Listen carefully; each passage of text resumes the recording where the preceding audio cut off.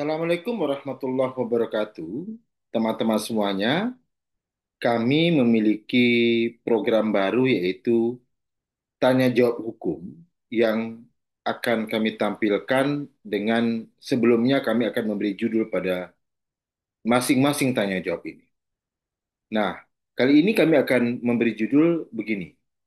Ancaman sanksi bagi konsumen yang menggadaikan objek jaminan fidusia dalam kurung mobil, motor, atau mungkin bentuk-bentuk lainnya tanpa izin.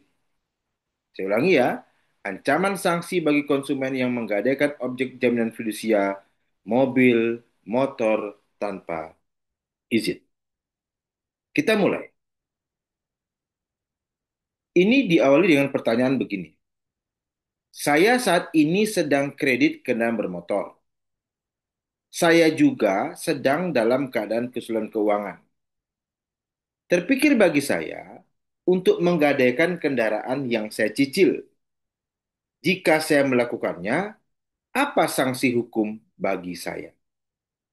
Ya, jadi ada seseorang yang sedang dalam proses pembelian kendaraan, tetapi ada kredit di dalamnya, tetapi dia juga dalam keadaan kesulitan keuangan dan dia terpikir untuk menggadaikan kendaraan yang ada padanya. Apa sanksi hukumnya? Rekan-rekan semuanya, dari hubungan antara seseorang yang ingin memiliki kendaraan bermotor baik mobil maupun roda dua tentu semuanya, tetapi dalam prakteknya dia melakukan pembelian secara kredit, ya secara umumnya begitu ya, maka hubungan hukum itu biasanya juga diikuti dengan yang namanya fidusia. Ya, fidusia itu prinsipnya adalah teman semuanya si pembeli itu ya akan membayarkan uang muka atau down payment yang dilanjutkan dengan yang namanya pembayaran angsuran tentunya. Namun untuk menjamin hak hukum perusahaan pembiayaan, sementara motor atau mobilnya ada pada konsumen, maka dilindungilah dengan yang namanya fidusia. Fidusia adalah pengalihan hak kepemilikan suatu benda atas dasar kepercayaan dengan ketentuan bahwa benda yang hak kepemilikannya dialihkan tersebut tetap dalam penguasaan pemilik benda. Jadi, ketika si A kredit sepeda motor, fisik motornya tetap ada padanya, tapi kepemilikannya itu dialihkan, ya, dalam konsep fidusianya. Kenapa? Karena pada saat dia membeli motor itu kan yang melakukan pelunasan awal adalah si perusahaan pembiayaan. Perusahaan pembiayaan yang membayarkan kepada apa namanya showroomnya begitu, ya, toko yang menjual kendaraannya, lalu kemudian dilanjutkanlah pembayaran secara mencicil oleh si konsumen. Nah, untuk jaminan pada dirinya dibuatlah yang namanya fidusia. Nah, istilah selanjutnya adalah jaminan fidusia. Apa itu? Hak jaminan atas benda bergerak, baik yang berwujud maupun yang tidak berwujud, dan benda tidak bergerak, khususnya bangunan yang tidak dapat dibebani hak tanggungan sebagaimana dimaksud dalam Undang-Undang Nomor 4 Tahun 1996 tentang hak tanggungan, yang tetap berada dalam penguasaan pemberi fidusia. Jadi bendanya itu tetap ada pada yang melakukan kredit misalnya sebagai agunan bagi pelunasan utang tertentu yang memberikan kedudukan yang diutamakan kepada penerima fidusia terhadap kreditur lainnya. Jadi sebenarnya dalam fidusia itu ada dua pihak. Satu namanya pemberi fidusia, yaitu konsumen yang kredit sepeda motor atau mobil.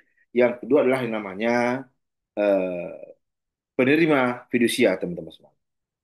Nah, apa itu penerima fidusia? Yaitu orang perseorangan atau korporasi ya yang mempunyai piutang yang pembayarannya dijamin dengan jaminan fidusia. Ya, jadi pada umumnya lembaga pembiayaan atau perbankan atau semuanya. Di mana di dalam perjanjian utang piutang tersebut penerima fidusia adalah kreditur dan pemberi fidusia atau si konsumen itu menjadi debitur teman-teman semuanya. Kembali kepada pertanyaan. Kalau saya nekat, katanya begitu ya, atau saya ingin menggadaikan ya sepeda motor atau mobil yang saya kredit itu kepada orang lain, apakah ada sanksi bagi saya? Begitu pertanyaannya ya. Rekan-rekan semuanya, jika kita baca pasal 23 ayat 2 Undang-Undang Jaminan Fidusia, dijelaskan sebagai berikut, khususnya tentang larangan bagi pemberi fidusia, artinya si konsumen, untuk menggadaikan objek jaminan fidusianya tanpa izin. Saya garis bawahi ya, tanpa izin. Pemberi fidusia dilarang mengalihkan, menggadaikan, atau menyewakan kepada pihak lain benda yang menjadi objek jaminan fidusia yang tidak merupakan benda persediaan, kecuali dengan persetujuan tertulis terlebih dahulu dari penerima fidusia. Secara konsep, pemberi fidusia dapat menggadaikan objek jaminan fidusia dengan catatan ada persetujuan tertulis terlebih dahulu dari penerima fidusia.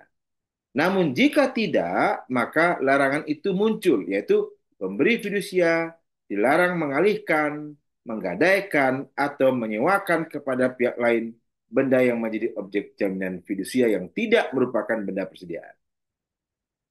Pak, kalau saya nekat bagaimana? Kalau saya tetap melakukannya bagaimana? Apakah ada sanksi pidana bagi saya?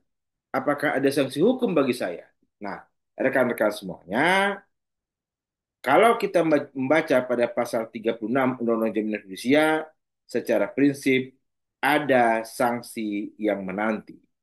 Nah, ancaman sanksi bagi konsumen yang kemudian tersuanya menggadaikan objek jaminan fidusia tanpa izin, di sini dikatakan, walaupun saya sudah katakan tadi ya, boleh jika dapat persetujuan tertulis, tapi jika tidak mendapat izin, maka berdampak pada ancaman hukuman.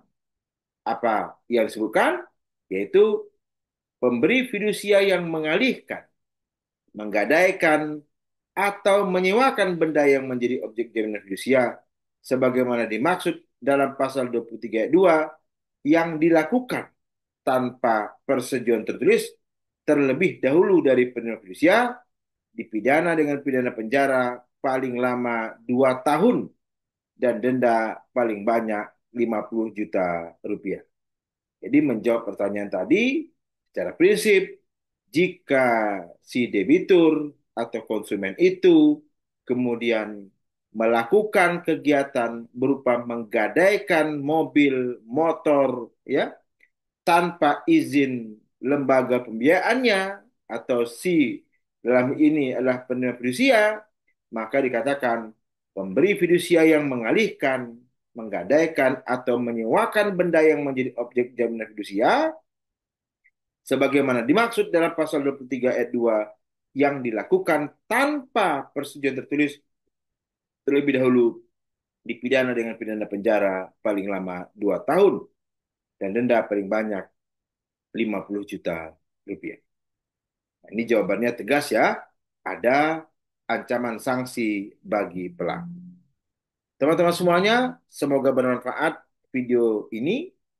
Semoga ini bisa menambah literasi hukum bagi kita semuanya. Terima kasih. Salam hormat dari saya, Irawan Harahap, dan kita majukan terus literasi hukum di Indonesia. Mantap, mantap, mantap.